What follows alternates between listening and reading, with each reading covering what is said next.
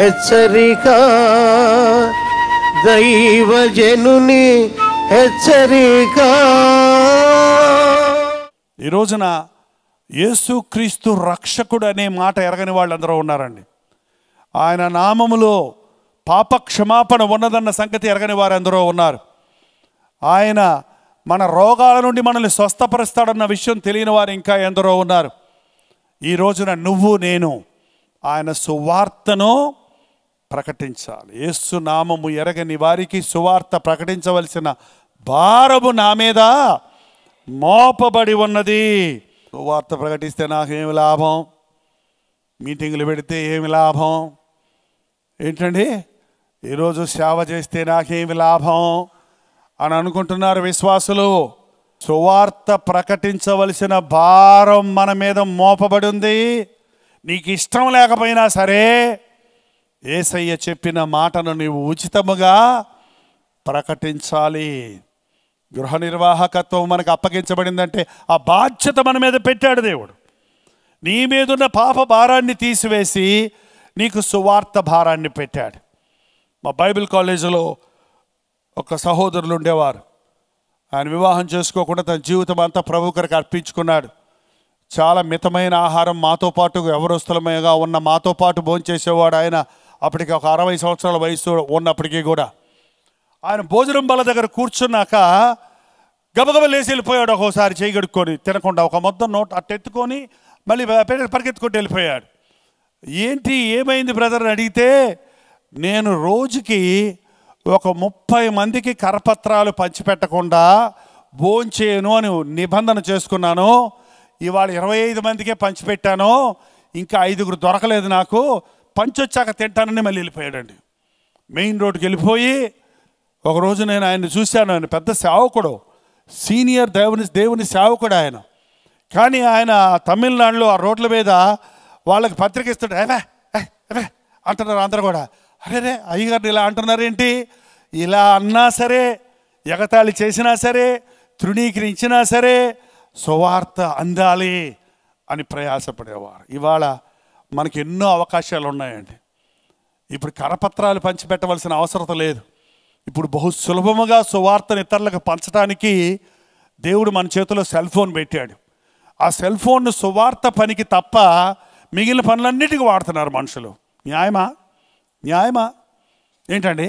మీ యొక్క cell phone ద్వారా ఒకరికి ఒక వాక్యాన్ని వాట్సాప్లో పెట్టండి, ఒక చిన్న మంచి పాటని ఒక ఫేస్బుక్లో పెట్టండి, ఒక ఫ్రెండ్కి ఒక SMS పంపించండి. ఇదిగో ఇలాంటి గెట్ టుగెదర్కి రండి, మీకోసం ప్రార్థన చేస్తారు.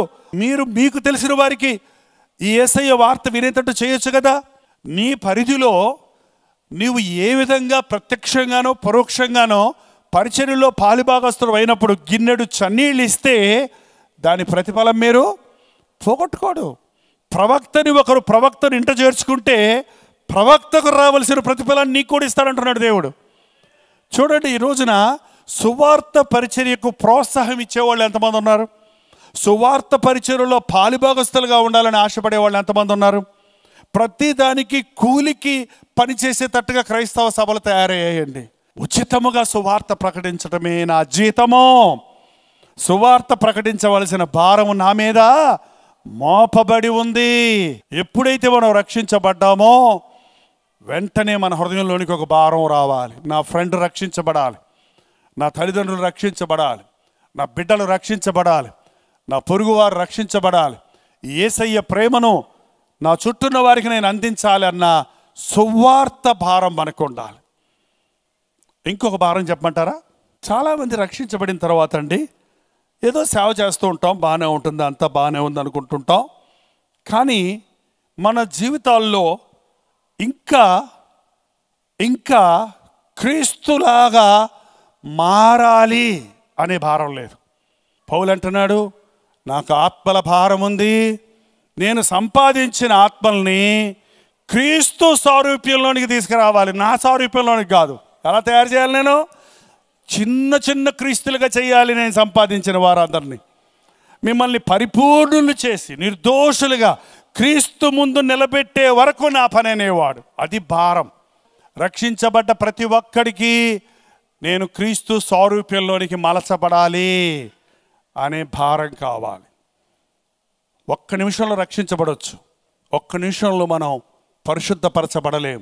దినములు గడుస్తుండగా, ప్రభుత్వ సహవాసం చేస్తుండగా, ఆయన వాక్యంతో మనల్ని సరిదిద్దుకుంటుండగా, గద్దింపులు దిద్దుబాటులు తీసుకుంటుండగా మనం క్రీస్తును పోలే మారుతాం. సువార్త భారం రక్షించబడిన వ్యక్తులను క్రీస్తు సారూప్యంలోనికి మార్చాలనే భారం. ప్రార్థన. పరిశుద్ధుడా, ప్రేమగల తండ్రి, ఒక్కసారి మమ్మల్ని చూడు నాయన. ఎన్ని సంవత్సరాలుగా మేము నీ బిడ్డలమని చెప్పుకుంటున్నాం, ఎంత కాలంగా నీ వాక్యాన్ని చదువుతున్నామని ఒప్పుకుంటున్నాం, ఎన్నో సంవత్సరాల క్రితమే బాప్తీసం పొందామని అతిశయిస్తున్నాం. ఈ రోజున మాకు ఆత్మల భారం దయచేయి నాయన, సువార్త భారం దయచేయి నాయన, క్రీస్తు సారూప్యంలోనికి మలచబడాలనే భారం దయచేయము నాయన. నా దేహ సంబంధమైన, నా ఇంటివారు, నా రక్త సంబంధులు, నా దేశస్థులు మారాలి అనే ఆరాటంతో కూడిన ప్రార్థనాత్మను దయచేయము తండ్రి. ప్రతి విశ్వాసి గుండెల్లో రగులు కలిపిన ఆయన, యేసయ్య కొరకు నేను బ్రతకాలి, ఆత్మలను నేను సంపాదించాలి, ఏ ఒక్కరు నరకానికి పోకుండా, నిత్య నాశనానికి పోకుండా పరలోక రాజ్య వారసులు ఉన్నట్లుగా ఆత్మలను పట్టు జాలరిగా నేను జీవించాలి అన్న అభిలాష మాకు దయచేయము తండ్రి. మరింతగా నీ సత్య సువార్తను గురించిన విషయాలు తెలుసుకున్నట్లుగా సహాయము చేయమని యేసు క్రీస్తు నామములో అడుగుచున్నాము తండ్రి. ఆమేన్.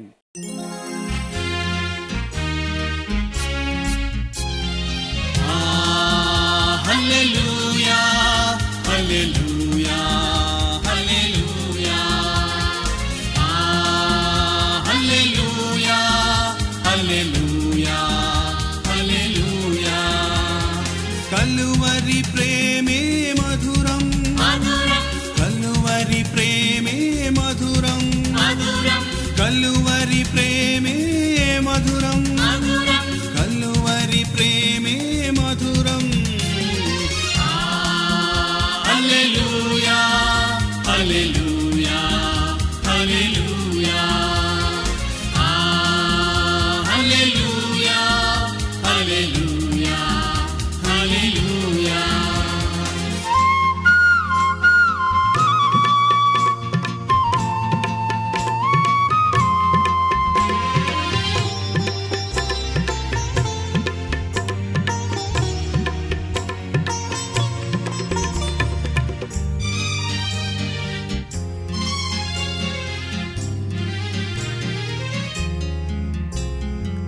సిలువపైన విలువ త్యాగం చేసినావుగా, పాపినైనా నా కొరకు చిందించినావుగా, రుధిరం చిందించినావుగా. కలువరి ప్రేమే మధురం మధురం, కలువరి ప్రేమే మధురం మధురం, కలువరి ప్రేమే మధురం మధురం, కలువరి ప్రేమే మధురం. హల్లెలూయా హల్లెలూయా హల్లెలూయా హల్లెలూయా హల్లెలూయా హల్లెలూయా.